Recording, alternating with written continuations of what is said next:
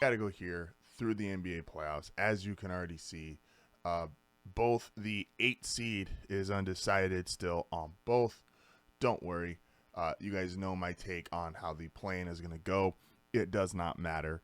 The Thunder are whoever ends up as the 8 seed. The Thunder are winning the first round. This is not really a debate, in my opinion. This isn't really much of a discussion.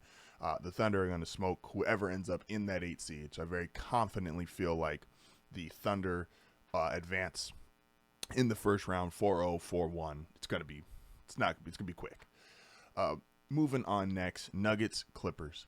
Jokic is amazing. Jokic is a guy who is just, I've been saying his praises all season. Everyone has. And he is one of these guys who is going to end up on he's in that greatest player of a franchise already.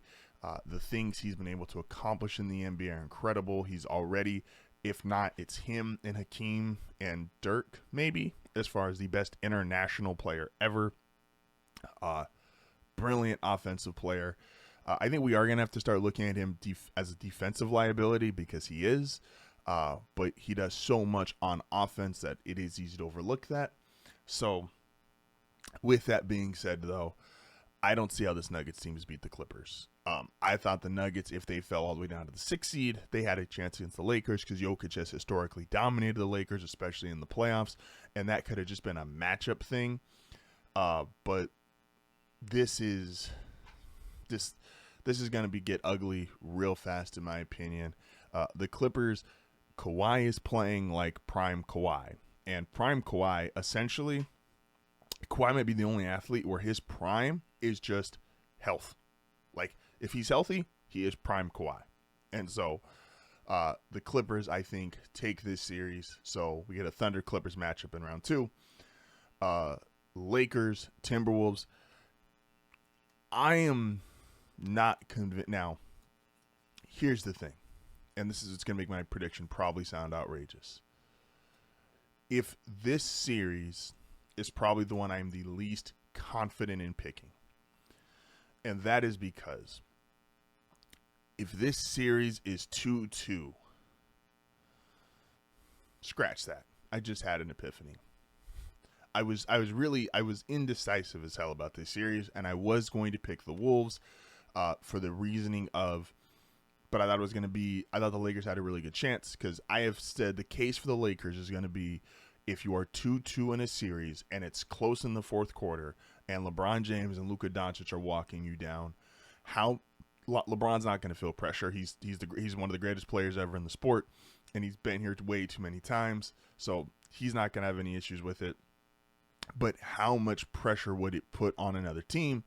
I don't think Ant really subscribes to pressure. I think this is probably their worst matchup in regards to, I don't think Ant is going to be scared at the moment. I don't think Ant is going to be intimidated by the moment.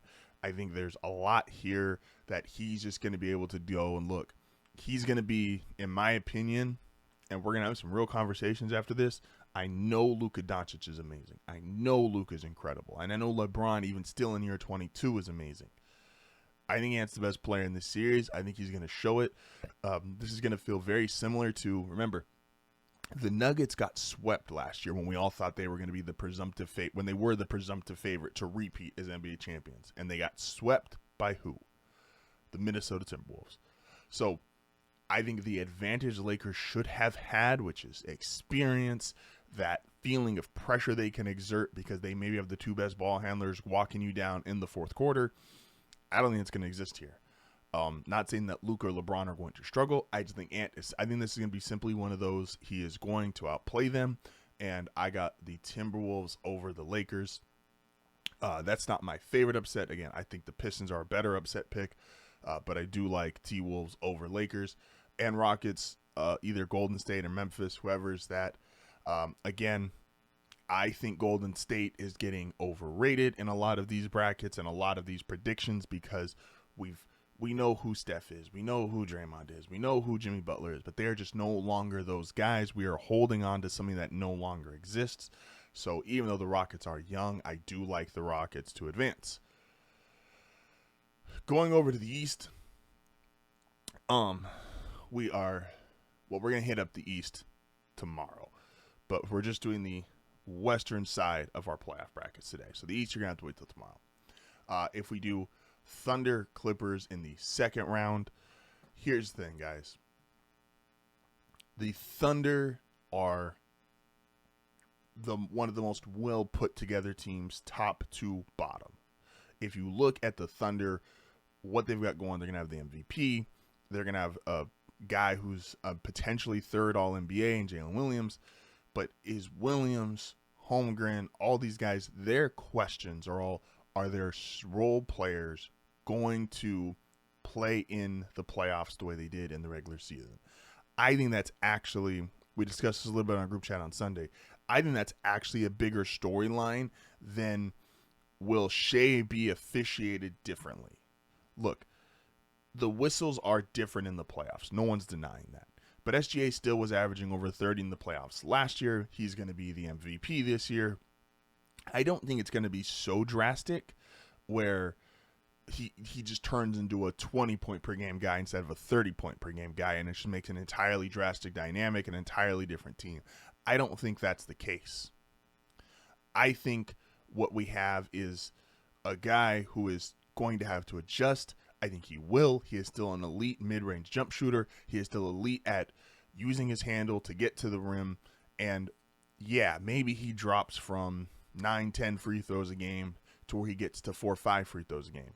Remember, he still led the league in points per game, and he would have led the league in points per game without free throws.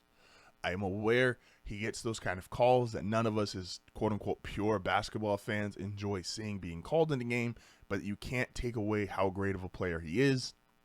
That being said, he is going against maybe his worst matchup.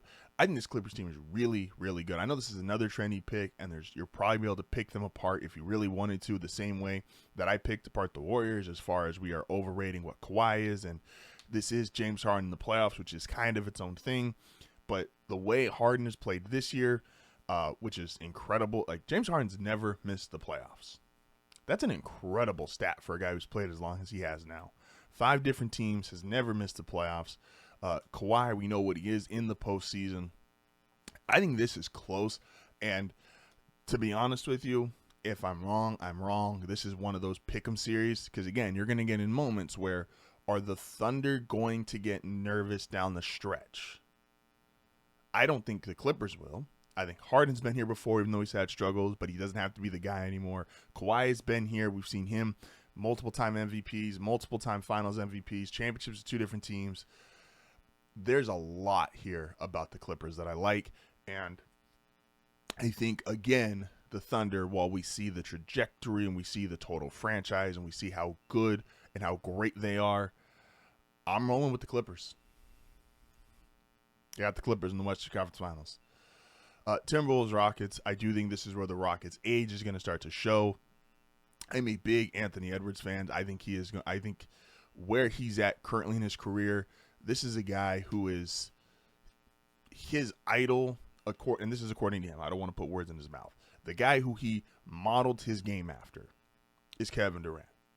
And he is now he's not as tall as Durant, which means I don't think he's ever going to be quite the offensive player Durant is, because so much of what makes Durant all-time unstoppable on offense is the fact that he's 7 foot and you just can't do anything with his shot 99% of the time.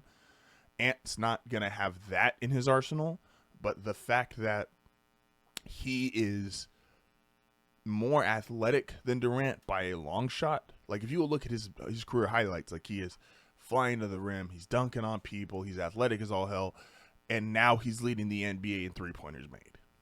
Like, this is a dynamic offensive player. I think this is Ant's going to be one of his big breakout moments. Again, last year they swept the Nuggets.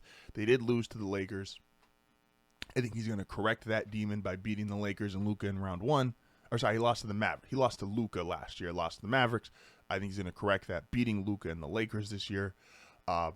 And the Rockets, who I think are great story. Ime is a great head coach. He's now doing it with his second franchise. All respect to him. All credit to him. But I got the Timberwolves advancing. And to represent the West in the finals, again, Kawhi, we've seen what he's done on these playoff runs before. Harden, this is where it's going to really dictate who is James Harden in the year 2025. Is James Harden the guy who still going to have the playoff issues that he's had in the past, where he goes on these extremely cold streaks where he can't make anything, he can't facilitate, he can't play make, you see the moment get to him, and is that going to overshadow, and is that going to be more of a problem than Kawhi can answer, which we know Kawhi has been brilliant in the playoffs, we know Kawhi has been spectacular in these moments, he's been clutch, he's been big time. What is going to prevail? Kawhi's greatness or James Harden's lack thereof in the postseason versus, again, a guy who I just think with every, I don't think people realize how great the Timberwolves have been the last 2 months. Remember, the Timberwolves to start the season, the first month and a half, weren't even playing play-in basketball. Think about that. Weren't even playing play-in basketball.